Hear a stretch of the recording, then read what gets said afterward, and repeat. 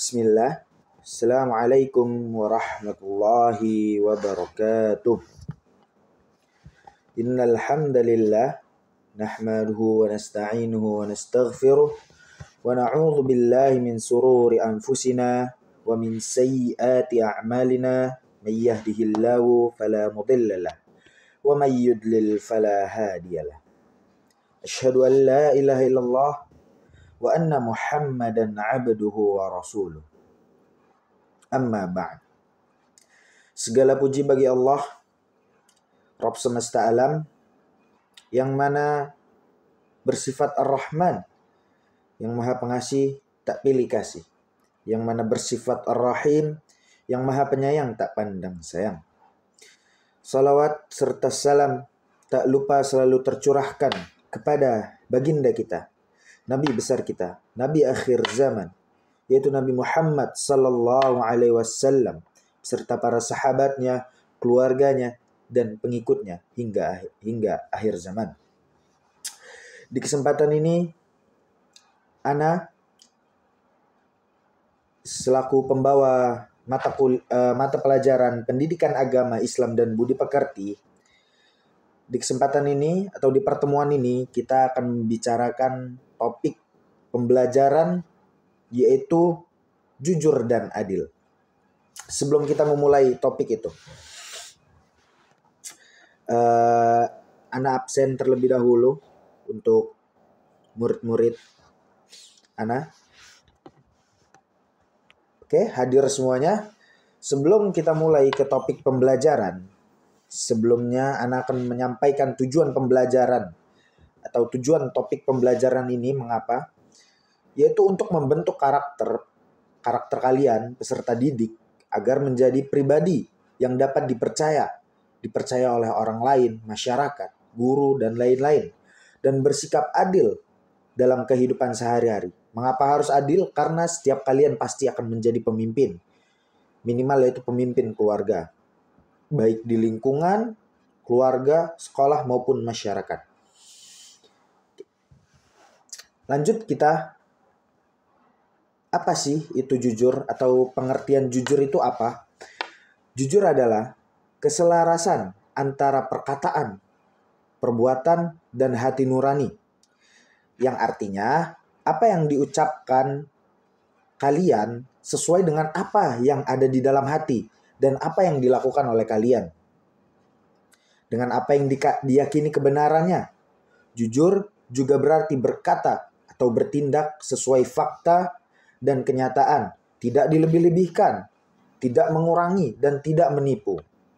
Ketika Anda berkata kepada seseorang, Anda berkata apa adanya, tidak dilebihkan, tidak dikurangi, atau tidak ada sama sekali fakta yang ada di perkataan kalian. Itulah jujur. Kenapa penting jujur dalam kehidupan? Ini, pentingnya jujur. Yang pertama yaitu membangun kepercayaan. Dengan kalian berkata jujur, orang lain akan banyak percaya kepada kalian. Kejujuran adalah fondasi utama untuk membangun kepercayaan. Fondasi utama seseorang itu yang dipegang itu adalah kata-katanya. Sebagai seorang laki-laki, perkataannya yang dipegang. Apakah dia benar melakukan perkataannya dengan jujur atau tidak, atau dia berbohong? Baik dalam hubungan pribadi maupun profesional. Yang selanjutnya itu menciptakan ketenangan hati. Orang yang jujur akan merasa tenang karena tidak ada yang perlu disembunyikan atau ditutupi. Yang selanjutnya itu menghindari diri dari masalah, kebohongan, masalah seperti kebohongan seringkali berujung pada masalah yang lebih besar dan rumit.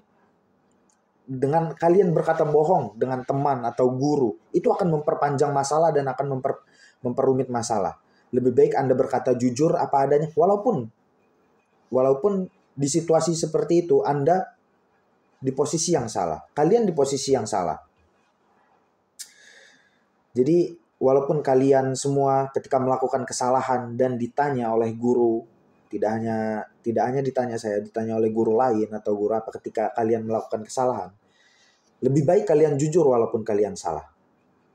Karena itu akan membuat guru lain itu walaupun kalian salah, yang penting kalian berkata jujur gitu. Yang selanjutnya yaitu membentuk karakter positif. Jujur adalah cerminan integritas dan martabat seseorang. Dengan kalian berkata jujur, martabat kalian akan terjaga, harga diri kalian akan terjaga. Yang selanjutnya itu menciptakan lingkungan yang harmonis.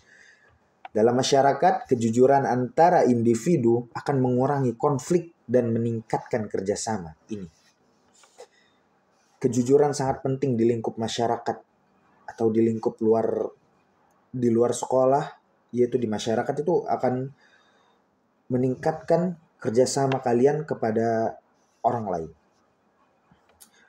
Contoh perilaku jujur dalam kehidupan sehari-hari. Ana berikan contohnya. Berbicara apa adanya seperti yang Ana katakan tadi. Terus mengembalikan barang yang ditemukan atau ketika kalian meminjam barang, balikan. Terus mengakui kesalahan. Berani mengakui jika melakukan kesalahan. Tidak berbohong. Ketika kalian berbohong, itu akan memperpanjang masalah seperti yang tadi yang Ana sampaikan. Tidak menyontek saat ujian. Nah, ini mengerjakan tugas atau ujian dengan kemampuan sendiri. Tidak apa-apa nilai kalian kecil. Yang penting kalian jujur dan amanah. Yang selanjutnya yaitu memberikan informasi yang benar. Saat berbicara atau memberikan kesaksian, sampaikan yang sesungguhnya. Tidak dilebihkan, tidak dikurangi, atau tidak dibuat-buat. Oke, yang selanjutnya yaitu adil.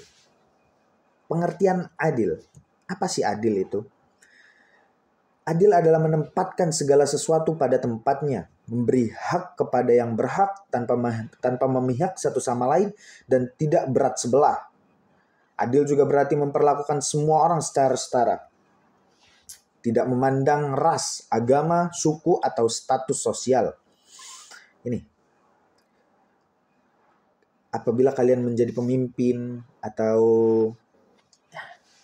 kalian harus adil, tidak membedakan satu sama lain, tidak memandang, oh ini teman saya, oh ini musuh saya, jadi saya lebih memihak teman saya.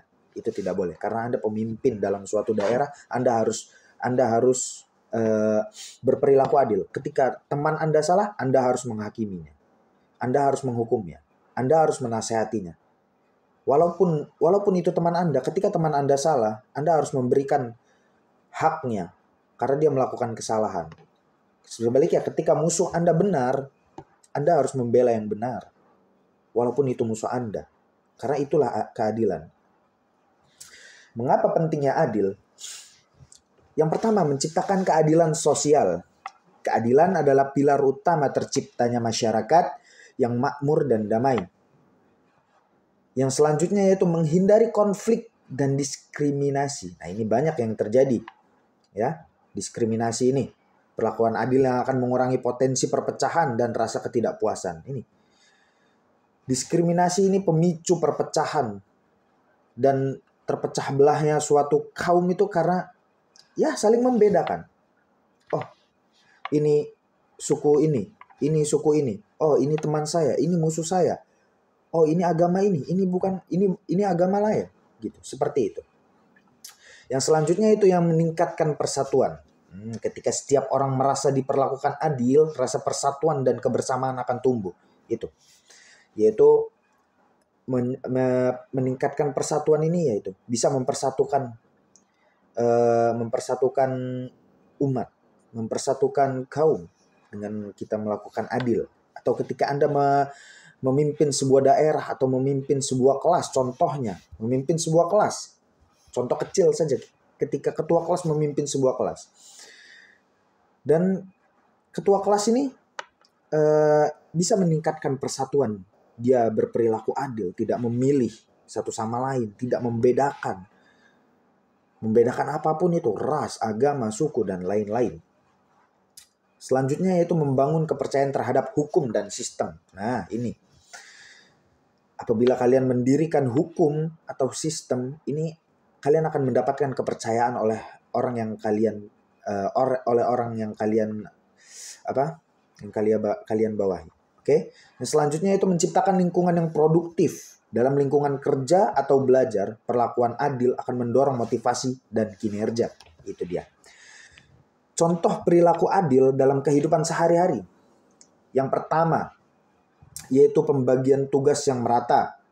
Nah, seperti di rumah atau di sekolah, membagi tugas secara adil. Apabila kalian ada kerja kelompok, seperti ada tugas kelompok, ketua kelompok harus memberikan keadilan kepada yang lain.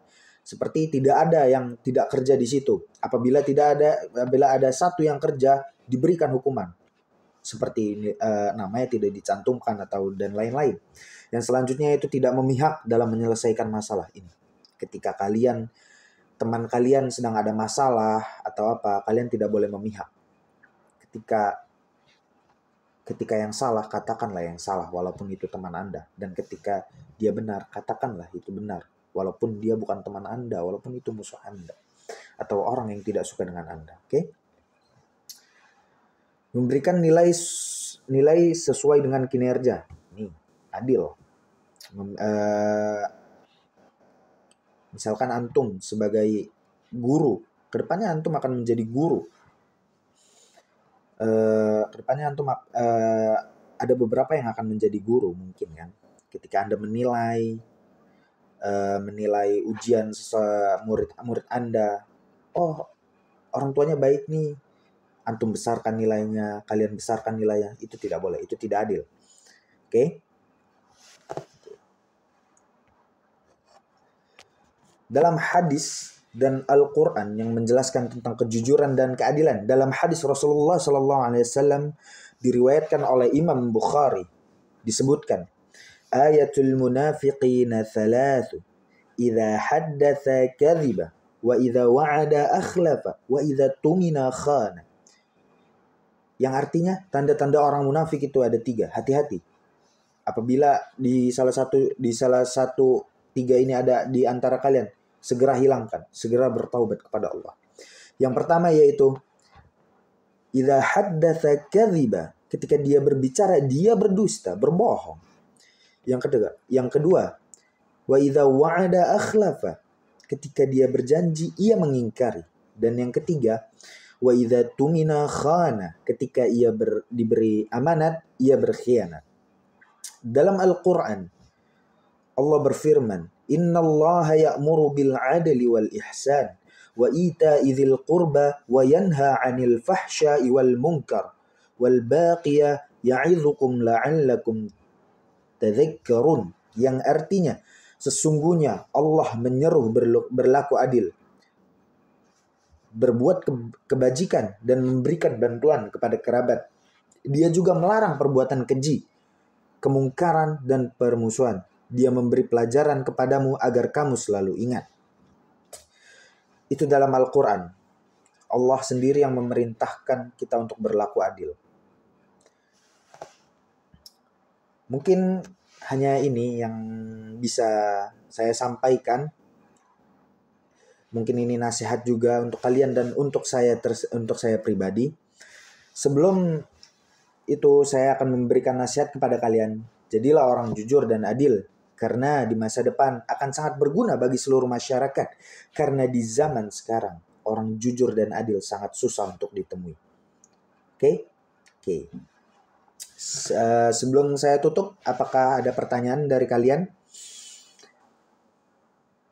Oke, tidak ada. Jika tidak ada, materi ini saya tutup dengan doa kafaratul majlis. Subhanakallahumma wa bihamdika asyhadu an la ilaha illa anta astaghfiruka wa atubu ilaik. Syukran. Assalamualaikum warahmatullahi wabarakatuh.